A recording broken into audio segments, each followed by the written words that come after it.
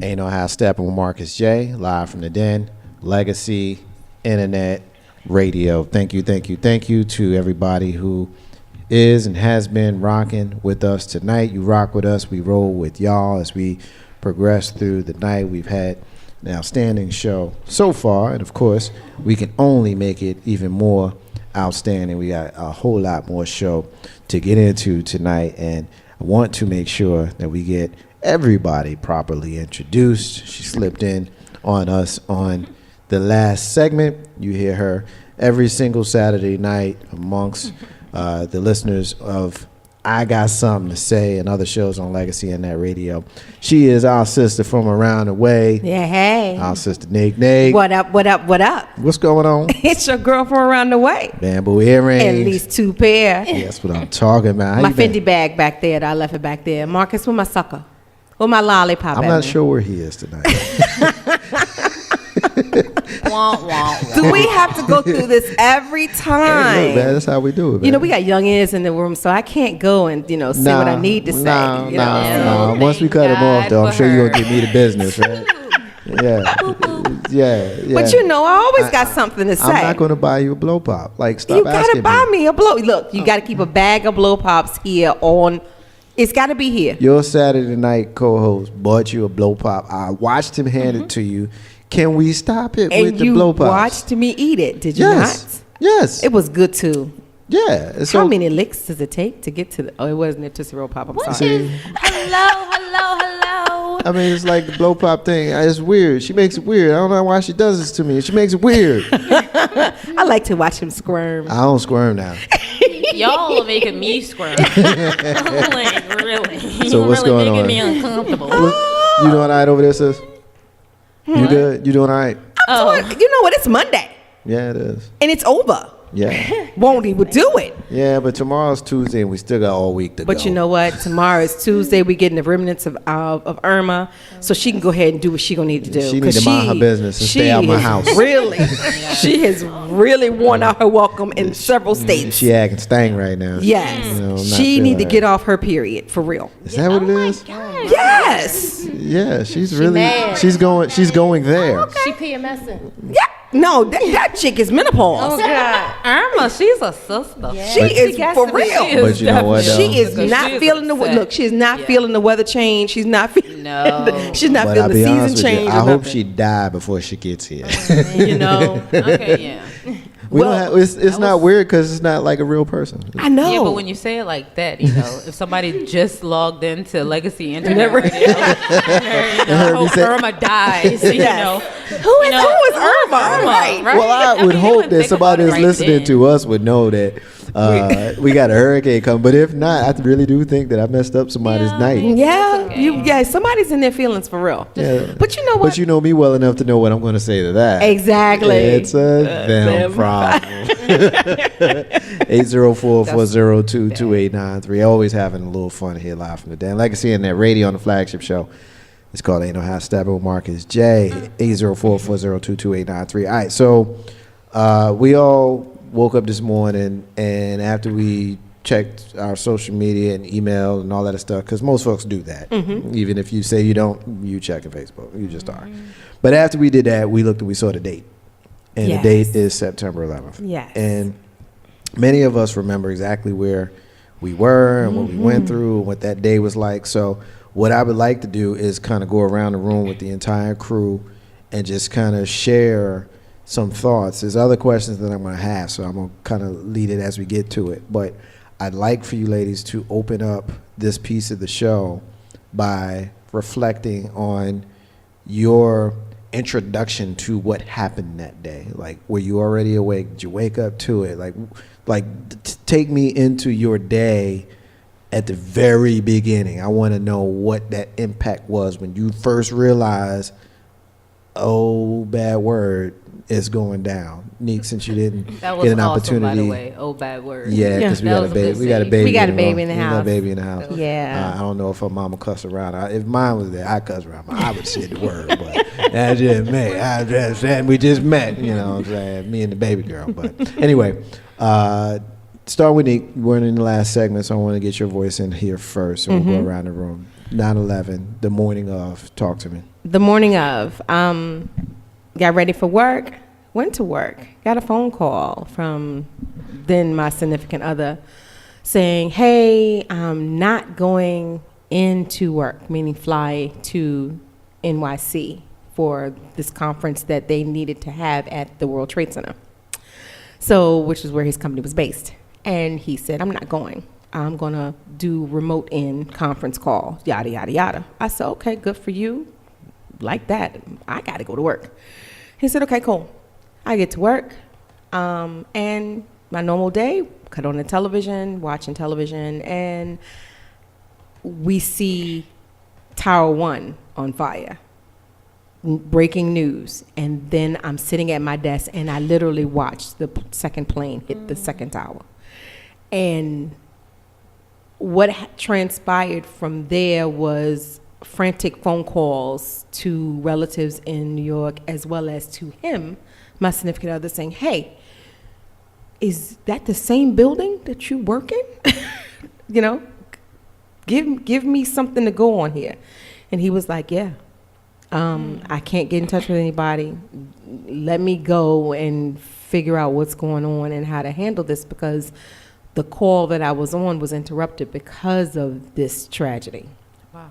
And I said, okay. And then I learned later on that evening that, yes, he lost some coworkers.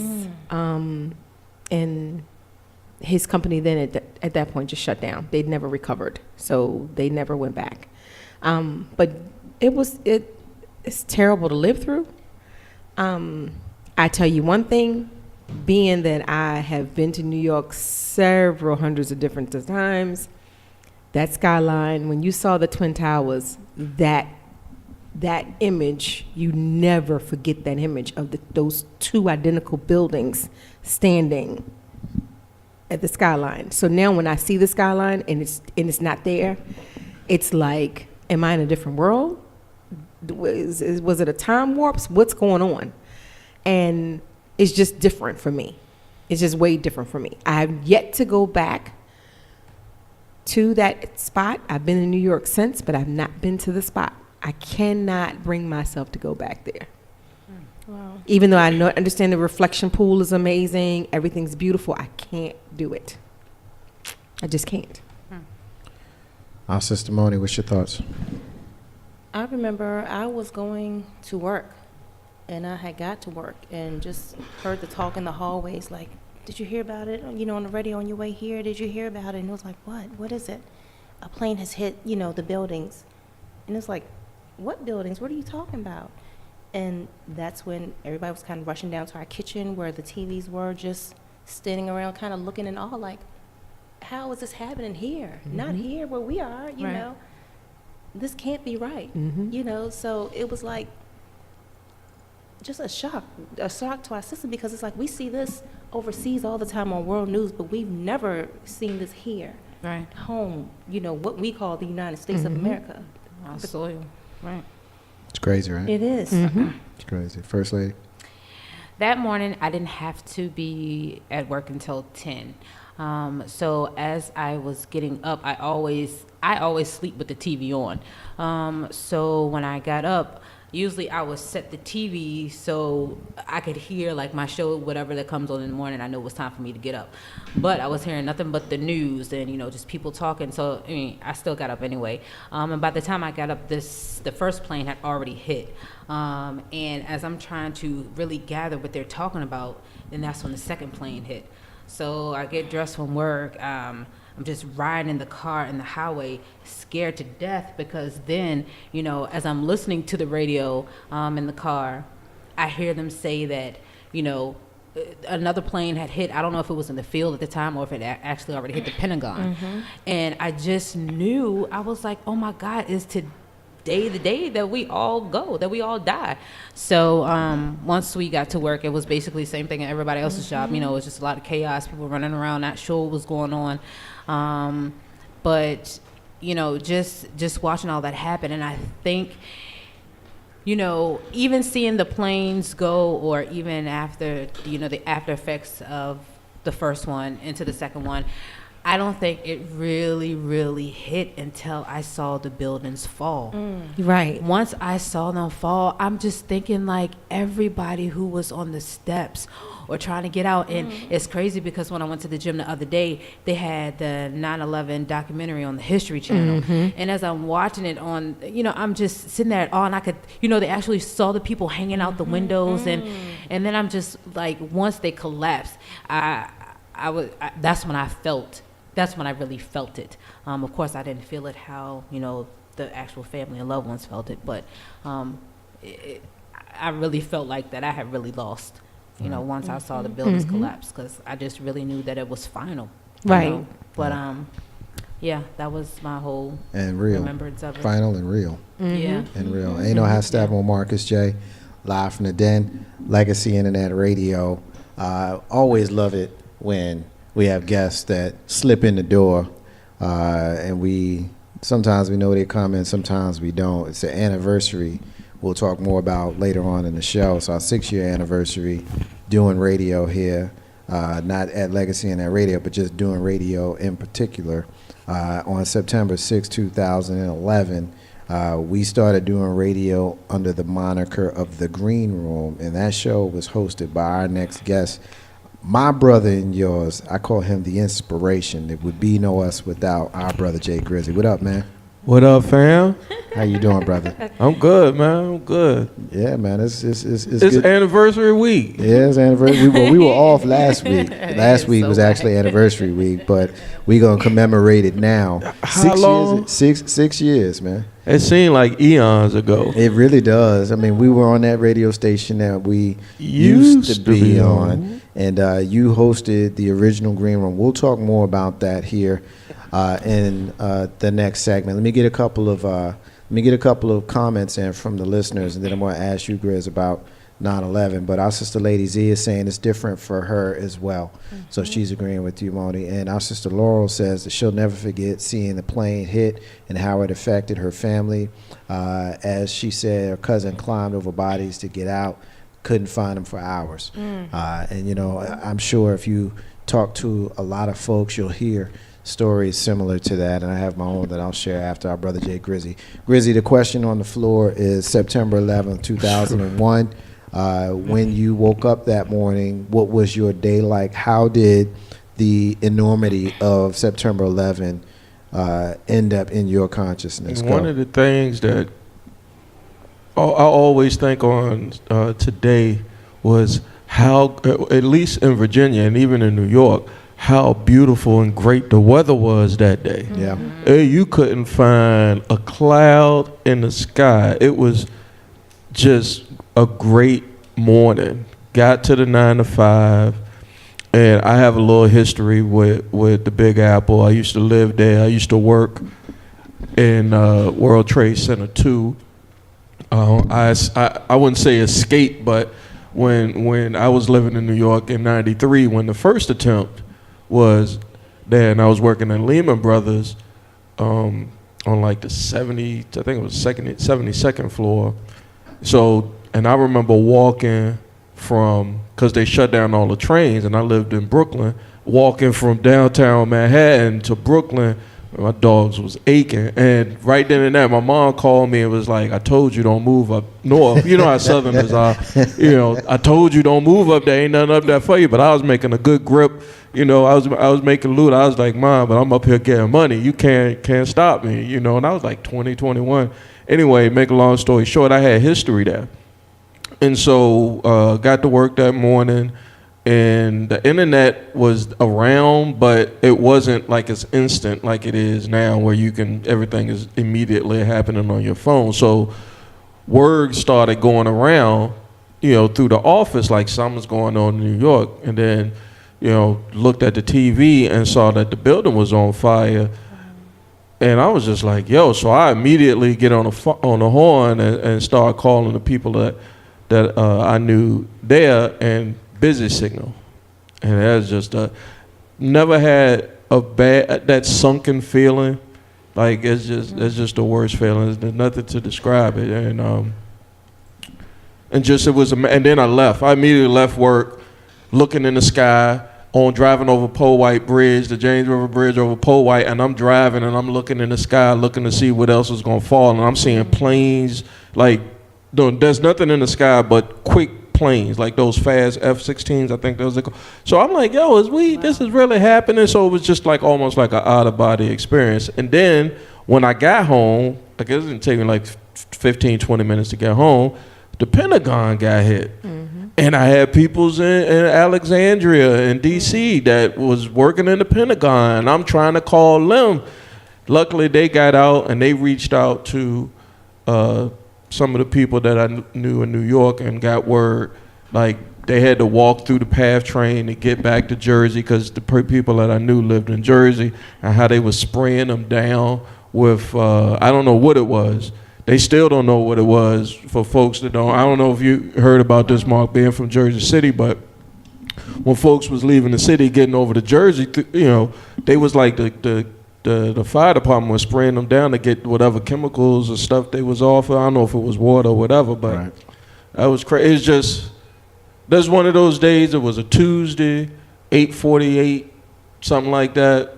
It's just those days you just never, ever forget, So, and then just the tragedy. Here it is, 16 years later, and all the documentaries and all the conspiracy theories and all this, like stuff that now that I see, and I think I walked in on somebody talking about it, like that I missed because I was too busy in shock, like literally people hanging out the windows, Yeah, that was and first lady then saying that. Yeah. and then jumping. And I saw a documentary where people were talking about, I don't have to be gory, but just the thumping on the ground, like that's traumatic. That's like that's gonna mess with you for life. Yeah, you don't miss, you don't forget that. No. And 804-402-2893 is the number to dial, and continue hitting us up in Facebook Live. Our sister Laurel continued to say they were covered with ash is what they were. And before I get into my piece, let me just say that I've got a friend. I don't communicate much with this friend anymore, but at the time we were good friends,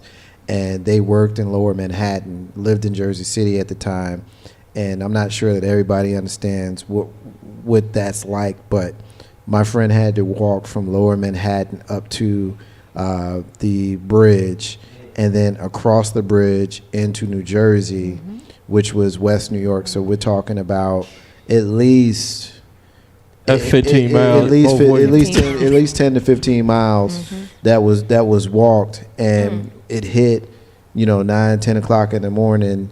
The first one was 8, and the second was in the early part of the 9 o'clock hour, and my friend didn't get home, picked up in New Jersey after having walked across the bridge. They told me they didn't get home till like 4 o'clock in the morning, and that whole time was spent trying to get from Midtown Manhattan up to where the bridge was, across the bridge into New Jersey where they were picked up. And you got to also remember, we're talking about the age where, first of all, you might have had a cell phone, you might not. This is before the days of everybody had a cell phone. Some folks had a cell phone, but everybody didn't have a cell phone back then. And, trying to get in contact with folks was very, tricky because of what just happened. So shout out to my friend with regards to that, and this person is alive and well. We just don't communicate any longer. 804-402-2893. That day, anybody that knows me, I'm always very clear and proud to say that I'm from Jersey City, New Jersey. And as I grew up in Jersey City, New Jersey, in my bedroom window, I lived in the attic at 167 Arlington Avenue in Jersey City. I can call out the address because we don't live there no more. But you could see, if you turn your head a little bit to the right, you can see the Statue of Liberty. If you turn your head a little bit to the left, you can see the Twin Towers. You can see those from my bedroom window, and that's something I've always been prideful of since I've left home. I didn't care about it while I was there, but since I left home, that was like a big deal. And when you mentioned seeing the skyline, for the first 9 years of me living in Virginia, from 92 to 2001, when I would drive home, and you can see the Twin Towers on the New Jersey Turnpike starting around exit 9, 10, maybe not 9, 10. That might be a little bit too early, but maybe around 12 or 13. Right. You can see it in the distance. And I'm 14B. So So by the time it's right there. Right there. We used to play the game like you did as a kid as the moon, and you'd act like you can grab it. You know what I mean? Like this is what you did. And we would do that with the Twin Towers. And so that morning, I used to work a job where I worked from 12 to 9. And I got home late, and so I was tired. I slept in. And my mom worked in Building 7. Now, a lot of folks think that the World Trade Center was just those two buildings. It's not just those two buildings. There's a whole complex there that encompassed multiple buildings. My mother worked in Building 7 at the time. When I was young, like our special guest here, middle school age, she worked in one of the twins. I don't know which one, but I remember being at the top and looking out and thinking, whoa, this is cool. I'm not scared of heights. I bet you I could jump and not die. You know, that's what you did as a kid. So I've been in those buildings. That morning, I woke up and I just turned on the news like anybody else does. And I just noticed that they were talking. And I was like, what the hell are they talking about? They tripping. Oh, wow, this is a fire. How you get a fire in the World Trade Center? And, you know, I'm groggy. I'm just waking up. And then the next thing, the first thing that I really am able to see is the second plane hit the building. So, of course, I scream out, oh, expletive, out loud. And then the next thought that I have is, oh, expletive, mom. So I'm calling and I'm calling and I'm calling and I'm calling and I'm calling. I can't get her. I'm calling. I can't get her. I'm calling. Call the house, Jersey City. You would think Richmond and Jersey City would go through, but it wouldn't. It's not like I'm calling New York. In my mind, it's going down there, and I understand I can't get nobody in New York. I get that. But I can't get nobody in Jersey City, like for real. Right. So I'm bugging. I'm like, all right, okay, all right. So mom's is cool because we good folks. And this stuff don't happen to good folks. Like, I'm actually doing that in my head, which I know is unfair, but I'm like, nah, not my mom's. I'm good. You know what I mean? And so at the time, I worked for an insurance company that provided travel insurance. So we insured baggage, and we insured trip cancellations, and we also insured repatriation. Cancellation. If you die on a trip, we cover to take you home. And I had to go to work not knowing where my mom was and dealing with people who was blowing up the phones. So obviously I was able to track my mother down within a couple of hours. But I'm still at work, and I'm taking these calls in the call center from people who are just frantic, most of which don't even have our insurance, you know, but they're calling us. And I know quite a few people. My cousin Terry, who has joined us on the show, was, like my mom, late for work that day. She worked also in the Trade Center, and she was late for work that day.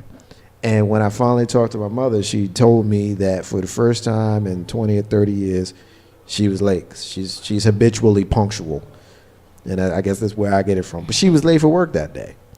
And where we stand in Jersey City to get on the train to go into the city, there's a very clear view where you can see the New York City skyline right there on Randolph Avenue in Jersey City, right down the street from the Light Rail Cafe, which is where a good friend of mine is a proprietor of that establishment. And you can look and you can see. And she told me that as she was standing there waiting for the train, she saw the second plane hit the building. Oh my God. And she knew that that's where she was going. So she turned around, walked back up the street, and went home and just chilled and watched it on the television. And of course fielded calls from people that were nervous and stuff. And I don't know anybody personally that lost their lives, but I know quite a few people that know someone personally that lost their life. I know quite a few people who were in the middle of trying to get back to their lives after having it turned upside down during the course of all of this. I know a couple of people who were in New York City. I know a couple of people who were in Washington, D.C. when I guess we'll say the third plane hit the Pentagon. And, you know, we're talking about New York and D.C.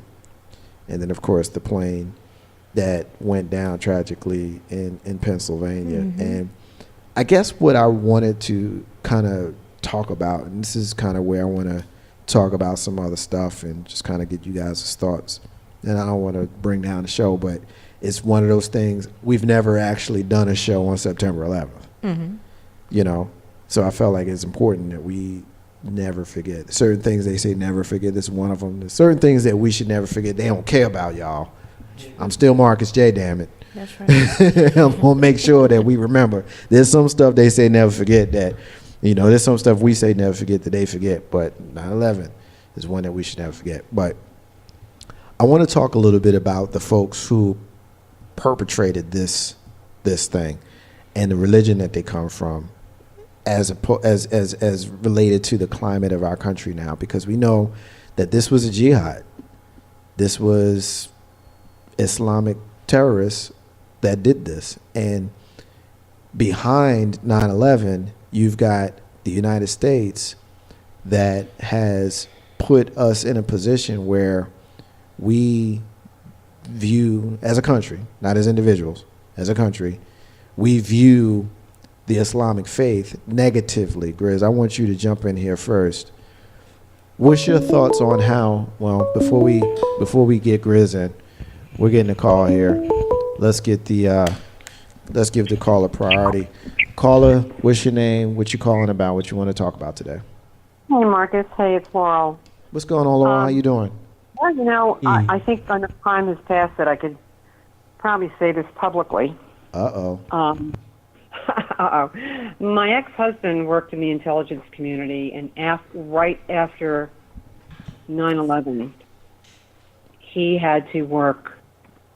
He went in from 10 o'clock in the morning till I don't know what time he came home in the morning.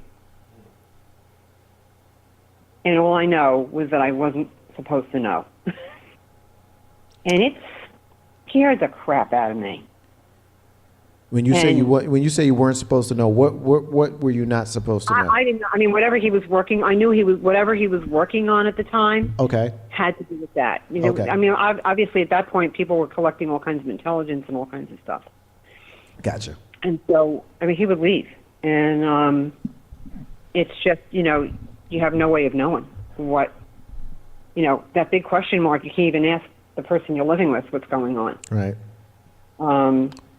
That was pretty terrifying to me. I remember not sleeping a lot. Where were you on 9/11? Let me just kind of understand your life at the time. Where were you on 9/11?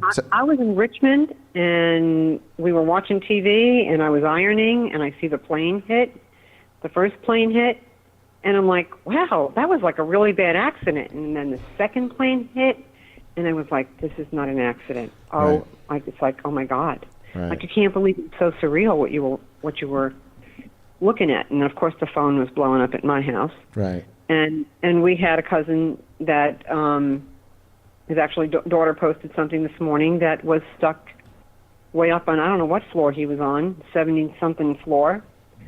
And, I mean, got out of there. Now, he was there for the first bombing, the one that Jay was talking about. Yeah, 93, yeah. And he was there for the second one, with this one. And he got out. He had to crawl over people.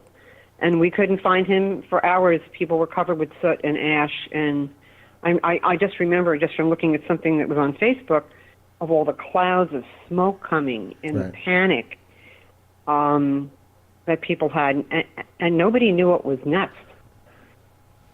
And it was just very surreal. And personally, I mean, thank God I haven't lost anybody. Right. But I know a lot of people in New York, all my friends that were working in New York, they lost, you know, friends that were policemen and firefighters. Yeah. And, you know, I mean, I think on the and on and reach. on. I think the reach, and I'm going to ask you a question here, and let me say this, and then I'm going to ask you a question. I think the reach beside the 2,977 people that died that day, the people who got sick from the chemicals and all of that kind of stuff, and I don't know that there's a number that can be attached to that. It just the reach of this is just incomprehensible. But here's the question that we've got on the floor, and you know, with me, everything is mildly political, so I do have to go here. But our country at the time was shifting. And I think that shift was completed in the next couple of years after that with regards to how we view the Islamic faith. And I find that to be wholly unfair. And I'll just kind of tip my hand with regards to that. But what's your thoughts on how we view certain faiths around our world since the days of 9/11? Well, first of all, let me say my cousin is one of those people that got sick. He's still sick.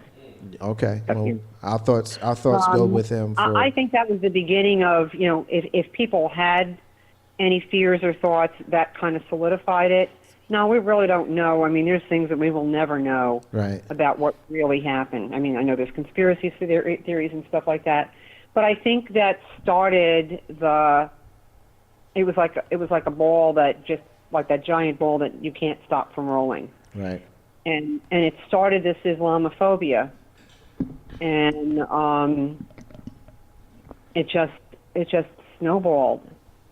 And we all have of course, I was working for somebody I was living with somebody in the intelligence community, so they had a very different view of it. He had a very different view of it. Yeah. I can imagine how tough that was for you, dealing with someone who may have had some pretty strong feelings and opinions about that. They still do. Yeah, I can imagine. They still do, and and I have friends in Israel and everything who have very strong opinions and all of that. So I mean, that snowballed over there too, obviously. Right. So there was a lot of since then. There's just been a lot of look at where we are now. Yeah. Well, I think we all kind of live with it in our own kind of way, and it's difficult. I mean, the climate that we have in our country right now is very divided, and I don't want to say it started with that because obviously it didn't, but that's a big part as far as my perspective of what we deal with. Laura, we're going to let you go. We appreciate you checking in. Thank you for always listening, and keep on. Okay, I'm here. You got it. Ain't no high stepping with Marcus J. Live from the Den. Legacy Internet Radio caller. We saw you calling before. If you're still listening, if you want to get back in, keep on listening and call us back. We're talking now, Neek, about how the climate of our country, and I guess the phrase that I should have used was Islamophobia because that's the appropriate phrase. Before I have you jump in, our sister Alicia is checking in and she's saying what's happening to the family. She says, "Hey, family." Hey, Lee. Yeah. Is that Moni's sister? I think it is. I think it is. Oh, I think it is. say hey to your I think sister, it Moni. is. Yeah. Hey, Alicia. I think it is. Neek, I don't want to spend too much time on this because it can be a bit of a drag. But I thought do. Grizzy had a point he wanted to make first. Oh, my bad, Grizzy. Go ahead, jump back in. Too kind. Well, the caller had interrupted your thought. I just wanted to make sure you got your thought out, sweetheart. Yeah, I think the question that was posed by Marcus is like, what was the impact of 9/11 and what my thoughts on what has happened over the last 16 years. And I think everything, it has to deal with your perspective. Marcus calls the great architect, I call God, you might call your God or your higher power a different name, but we can't control where we was born. You know, we can't control, and I have a place where I'm going with this, and I'll be brief. So a child born in the 80s or the 70s in Palestine or in Saudi Arabia is going to see the world a lot differently than a southern black boy from Richmond, Virginia, or a good old boy from Atlanta, Georgia. It just sees the world differently, and that's where the governments and the politics plays into play. So, you know, the Islamophobia, I never partaked in that anyway, but I can see how someone can easily slip down that slippery slope, but not to give moral equivalency to killing on any level is just flat out wrong. I abhor all of that. No, but there's a cause and effect for everything. And I lived in this country for the years that I've been on this earth. The country's been around for 230 some odd years. So we're not innocent. I'm saying the country and the government is not innocent to causing calamity and catastrophe throughout the world. We just, like Malcolm X said, and I want to say it was 63 when JFK got shot. The chickens coming home to roost, and he got excommunicated from the NOI because of that. But I mean, there's a hint of truth to it because, if you don't go out here and deal with other people, other countries, other governments, other people that have different political points of view, and you're always conflicting, and you always quick to pull the trigger without having a conversation, without diplomatic ties, and the first thing you want to do is be a warmonger, sometimes that's going to fall back, and it's sad that, the country over this, the country was based on war. We was founded on a revolution, but that doesn't mean we have to continually perpetuate a war, and that's what 9/11 did. We've been at perpetual war since. Yeah, we've always been in perpetual war. Nick, jump back in here. Islamophobia and how it's affected our country. It's, Marcus, it's sad to say that it's affected our country in a terrible way because of the fact that the innocence, our young people's innocence is gone. Everyone now is they're scared of, people walking around that they think they're from Israel or from Islam. And it's a shame that these people now are being brutalized. These people now are being, discriminated against. Where they used to be safe here in America, now they're not safe either. And granted, as a minority, we weren't safe either. We've been discriminated against. We've been, it's been history of brutality to our country and to our ethnic background. But for them, they're being targeted as well, all because of 9/11. Right. And it's a shame that our kids can't play in the same sandbox. It's a shame that they can't walk down the street in New York and Jersey and Pennsylvania and, other small, even the little Dutch counties. They can't do it. And it's a shame. It really, really is.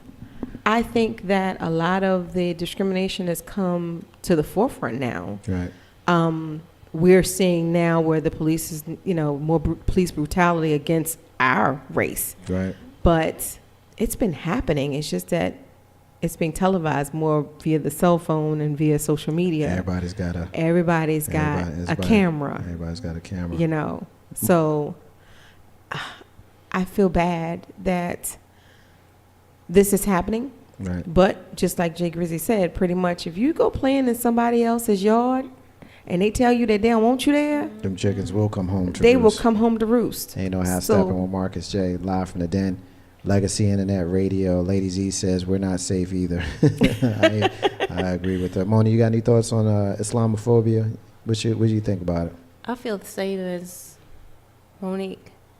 And it's like you feel sorry, but yet if you look back at our history, what if we looked at the ones who did our ancestors wrong the way others look at, the Muslim community? So it's like, what if we felt that way towards you? Right. And here you are feeling this way towards this group of people, but not all people are bad. Right. Just like, we can't play sides and say all white people are racist. Right. All Muslims are not that way. Right. So, who are we to judge anybody? Right. What you think, First Lady?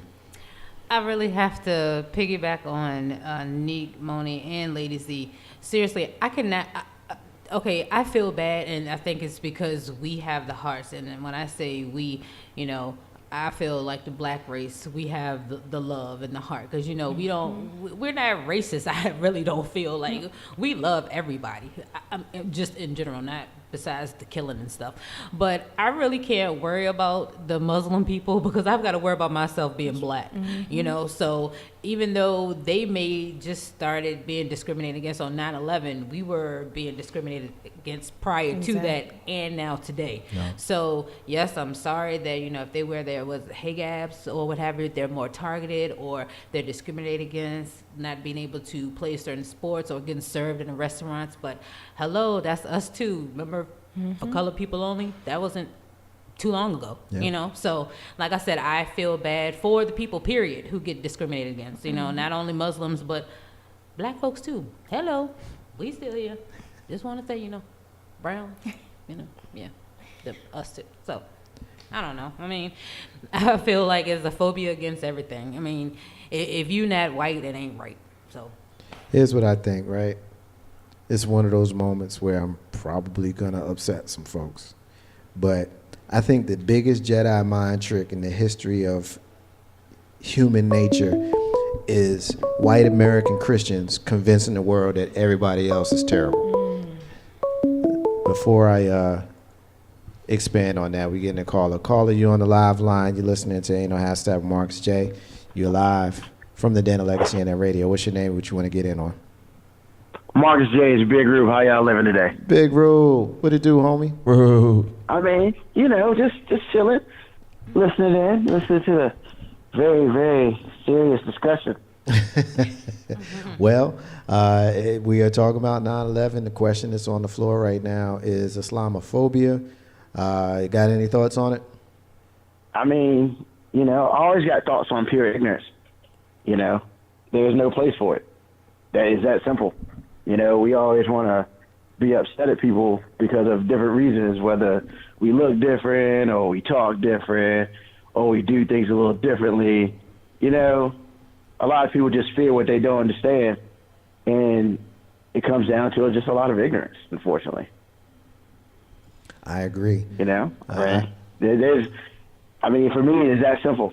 You know, when you decide that you don't want to do your due diligence and do the investigation and look and see exactly what's going on and not just take what people give you and not do your own work, then, you know, you become and you get what you get. Right. No, I can dig it. I'm not sure if you are aware what this month is. And we're going to talk about this a little September. bit. It's September. You going to let me finish, smart ass? First of all, before you continue to talk, how's everybody in the house doing? Hey, Big Rube. What up? Good. How you good. I mean, I doing? want to speak to everybody that did. Make sure, you know, I won't try to be rude or nothing. But Marcus, you know, Marcus likes to get on and start talking, and I just wanted to give my shout out to everybody that did. thanks, So, Rube. big up to everybody. Rube. They appreciate it, and you should see the smiles that are emanating from these beautiful faces because you are just so kind and wanted to make sure that you spoke to everybody in the den, Ruben. I mean, you know, Mama Shirley raised me right. You speak to people Mama when Shirley. Damn, you went talk to there, right? people. How am I gonna pick on you and you go there? And you know what? We're gonna give him 10 points for nostalgia's sake as well. You know. Yeah, man. Yeah, man. Listen, in the next segment, we're gonna talk about this. But since I got you on the live line, September, of course, is the anniversary of basically the radio that we do. Not Legacy Internet Radio. That actually comes in March. But we did radio before we created Legacy Internet Radio. You as a co-founder, along with yours truly. What's your thoughts on September? You weren't there at the very beginning, but you got any thoughts on, 6 years in radio? I mean, 6 years.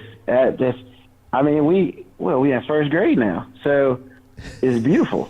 The fact that we made it this far, honestly, most people would have thought we made it a year. We're happy to make it a year in a second year, and then to do our own thing. I mean, so the fact that we're at 6, the fact that we're in first grade, we can tie our own shoes and still go home and talk back to mom, but not get beat too bad. It's all right. It's beautiful.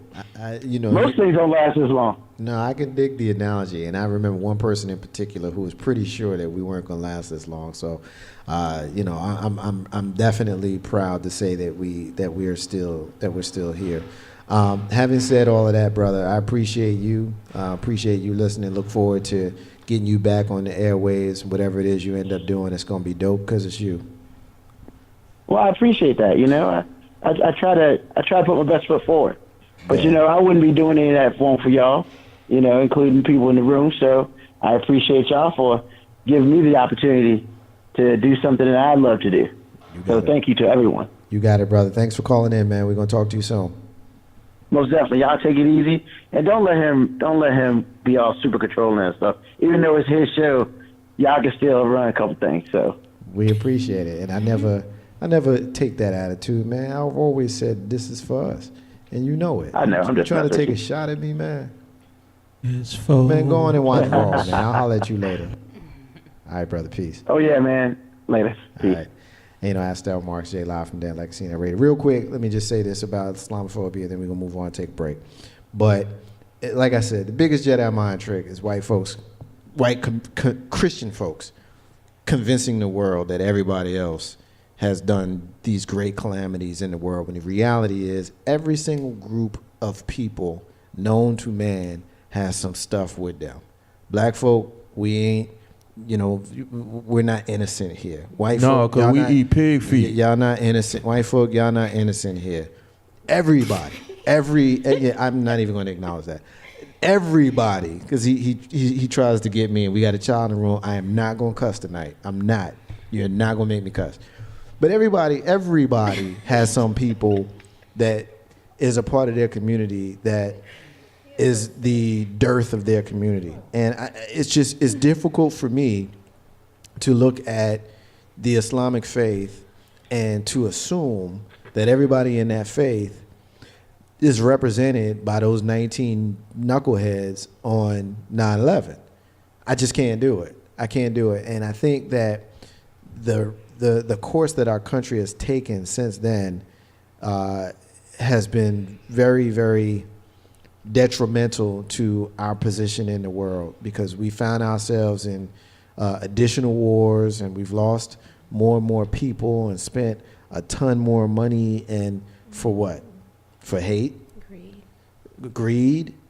I mean, one thing you got to think of, and I'll say this, and I'm going to get off the soapbox because I really do think that this is really kind of bringing us all down, but this is the last thing I'll say on it.